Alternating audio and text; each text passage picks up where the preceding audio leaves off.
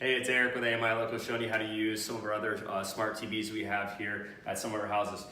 So some TVs have the Roku remote as well as a Spectrum remote, which means they basically have a Spectrum cable box. So you'll use a couple different remotes to operate these TVs. Obviously, turn the TV on, hitting the power button on the Roku remote.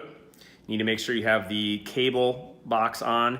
To turn that on using the Spectrum remote, you'll press the CBL button, power. The power light will come on. What you'll see here is this is kind of the main screen. All right. What you'll need to find to watch cable is have to come up to one of the HDMI channels.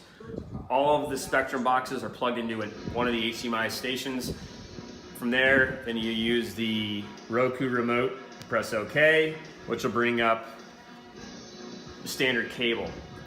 From there, you'll use the remote just as you would pretty much any other. Hit the guide button, choose the station you want to, watch TV as you would. These TVs also have the ability of being a smart TV. You can press the home button. This will bring you back to the original kind of main screen on the Roku TV. From here, you can toggle over to some of the various apps like Netflix. We do not have a Netflix account for you. If you want to watch Netflix, you're going to need to log in your own personal account or Prime, things like that. So you just come on over to that, select the Netflix.